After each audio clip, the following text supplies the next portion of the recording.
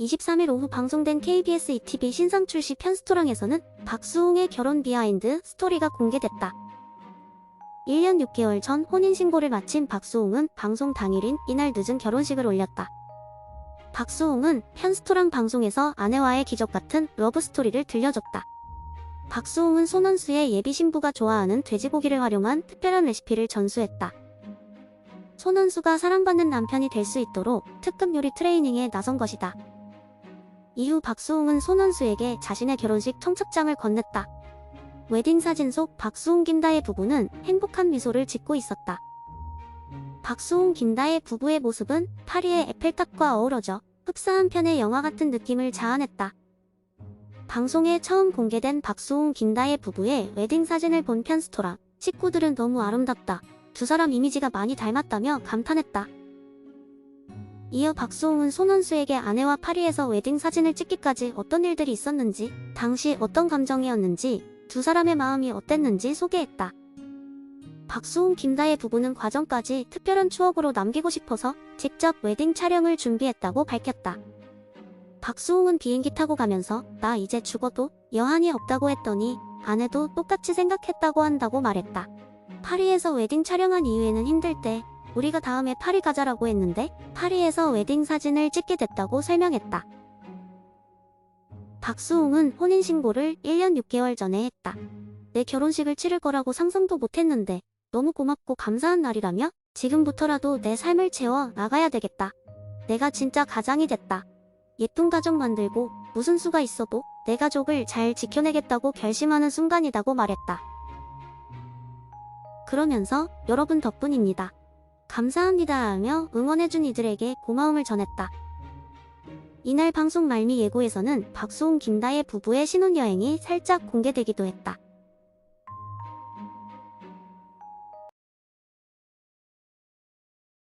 몰래 산타 촛불 시민저마다의 성탄전야. 24일 오후 서울 명동거리가 성탄전야를 즐기려는 인파로 가득하다. 24일 오후 서울 서대문구 창천문화공원에서 소외계층에 선물을 전달할 산타 분장을 한 자원봉사자들이 선물 꾸러미를 들고 출발하고 있다. 24일 오후 서울 명동성당이 성탄 장식 조명으로 밝게 빛나고 있다. 경찰과 구청 공무원들이 24일 오후 서울 명동거리에서 질서 유지 등 안전관리를 하고 있다. 24일 서울 명동 들머리가 많은 시민들로 붐비고 있다. 경찰이 오가는 시민들 사이에 서서 안내하고 있다. 24일 오후 서울 숭례문 앞 대로에서 열린 제20차 촛불대행진 참가자들이 이태원 참사 희생자들을 추모하고 윤석열 대통령 퇴진과 김건희 여사 특검을 촉구하는 손팻말을 들며 구호를 외치고 있다. 24일 오후 서울 숭례문 앞 대로에서 열린 제20차 촛불대행진 참가자들이 대형 탈춤막을 찍고 있다. 24일 오후 서울 광장에 세워진 크리스마스 트리가 밝게 빛나고 있다.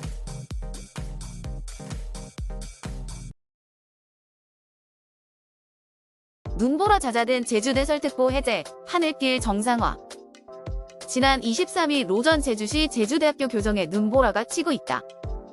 뉴스 일제주를 강타한 폭설과 강풍이 잦아들면서 대설특보와 강풍특보가 해제되고 항공편 운항이 정상화되고 있다. 24일 제주지방기상청은 오전 9시 제주 해안지역 대설주의보를 해제한 데 이어 오후 4시를 기해 제주 북부 남부 중산 간의 대설주의보를 해제했다. 오후 6시를 기해서는 산지 대설경보와 육상 전역의 강풍주의보도 모두 해제했다. 기상이 호전되면서 항공기 운항이 재개되고 있다. 한국공항공사 제주본부에 따르면 이날 제주 출발 항공기 245편과 도착 항공기 246편 등 491편의 항공기 운항 계획이 잡혔다. 공항공사는 제주공항 결항편 승객 수송을 위해 오후 11시까지인 김포공항 운영 시간을 이날 자정까지 1시간 연장하기로 했다. 강풍과 폭설 등으로 끊겼던 제주 노선 항공기 운항이 재개된 24일 제주국제공항 국내선 탑승장이 관광객과 시민들로 붐비고 있다. 뉴스의 100길도 서서히 열리고 있다. 이날 제주항을 오가는 여객선 9척 중 3척이 사흘 만에 운항을 재개했다. 일부 상간도로에서는 차량 통제가 이뤄지고 있다. 1100도로와 516도로, 제2산록도로 등이다. 명림로, 첨단로의 경우 대형 차량은 진입이 가능하지만 소형 차량은 체인을 착용해야 한다. 이날 오후 4시 기준 한라산에는 사제비 98.3cm, 삼각봉 85cm, 어리목 63.6cm 등 최대 1m에 육박하는 많은 눈이 쌓였다.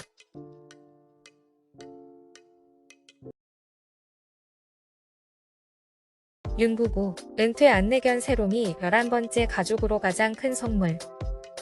대통령실 이재명 부대변인은 이날 서면 브리핑을 통해 윤 대통령 부부가 경기 용인시 삼성화재 안내견 학교에서 세롬이를 분양받았다고 밝혔다. 앞서 윤 대통령은 대선 후보 시절인 지난 1월 19일 삼성화재 안내견 학교를 방문해 당선되면 봉사를 마친 안내견을 분양받아 보살피겠다고 약속한 바 있다. 이 약속을 이날 지키게 된 것이다. 윤 대통령은 세롬이에게 은퇴견 조끼를 입혀줬다. 김 여사는 곧목걸이를 걸어주면서 6년간 안내견 역할을 성실히 수행한 세롬이를 축하했다. 윤 대통령은 세롬이는 크리스마스 이브에 제가 받은 선물 중 제게 가장 큰 기쁨과 행복을 주는 선물이라며 안내견이 은퇴 후에 새로 분양되는 것을 은퇴견 홈케어라고 하는데 오히려 우리 가족이 세롬이에게 케어받고 더 행복해질 것 같다고 말했다. 그러면서 시각장애인 안내견이 가게나 공공장소에서 거부당하는 일이 없도록 시민들의 인식 개선을 위해 다 함께 노력하자. 안내견 환영 안내문을 가게에 붙이는 운동을 전국적으로 확산했으면 좋겠다며 장애인 인권과 동물권 보호를 강조했다. 김 여사는 동물은 인간의 가장 소중한 친구임을 오늘 새삼 느꼈다며 아직도 일부에선 동물을 학대하는 등 물건처럼 다루는 경우를 종종 본다. 학대받고 상처받는 동물이 없도록 우리 사회의 인식 개선을 위해 끝까지 최선을 다하겠다고 말했다. 윤 대통령 부부는 현재 관저에서 유기견 등 강아지 5마리, 고양이 5마리와 함께 살고 있다. 세롬이는 11번째 가족이 됐다.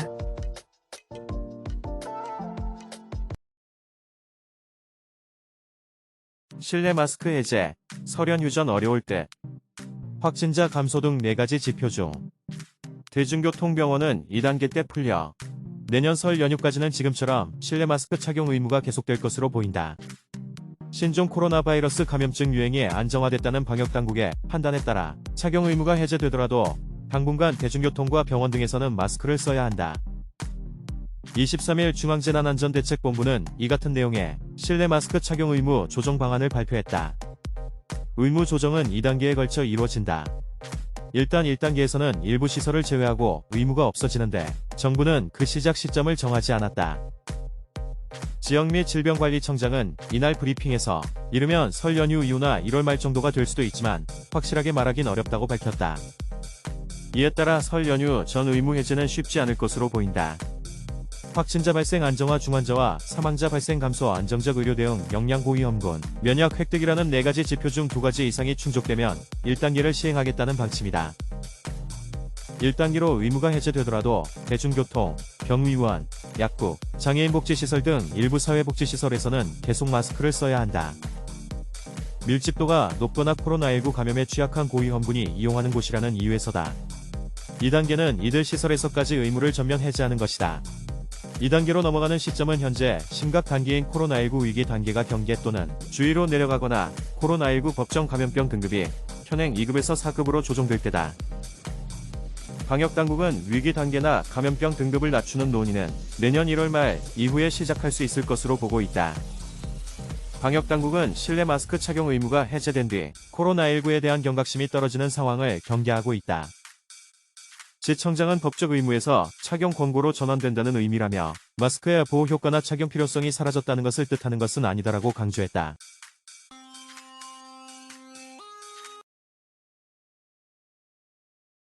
기자 사칭 메일 클릭해 실시간 감시당한 전문가들 북한 해커 소행. 기자와 국회의원실 비서를 사칭해 국내 연구자들의 전자우편을 실시간 감시한 해킹이 북한 해킹 조직 김숙희의 소행인 것으로 파악됐다. 25일 경찰청 국가수사본부는 대통령직 인수위원회 출입기자를 사칭한 전자우편과 태영호 국회의원실 비서를 사칭한 전자우편, 국립외교원을 사칭한 전자우편 모두 김숙희로 알려진 북한 정찰총국 산하 해킹 조직이 벌인 것으로 확인했다고 밝혔다. 김숙희는 국내외 무차별 해킹을 통해 확보한 26개국 326대 컴퓨터를 통해 IP 주소를 경유해 세탁했다. 대상자는 외교 통일 안보 국방 전문가 등 최소 892명이다.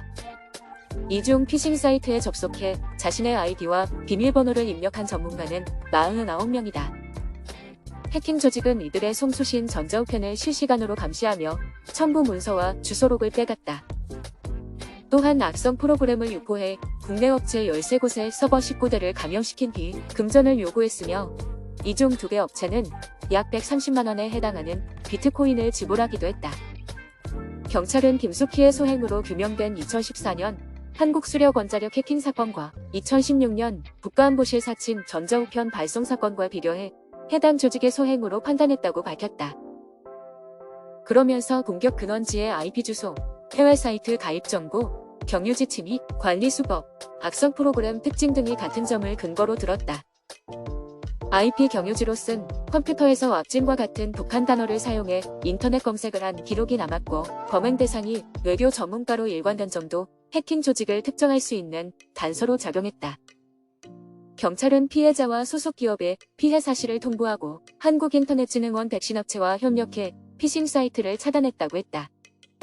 이교봉 경찰청 사이버테러 수사대장은 전자우편 암호를 주기적으로 변경하고 2단계 임증을 설정하며 다른 국가로부터의 접속을 차단하는 등 계정 관리를 철저히 해달라며 업체들도 서버 관리의 경우 관리자를 지정하는 등 접근 제한 설정을 지키면서 서버를 운영해달라고 했다.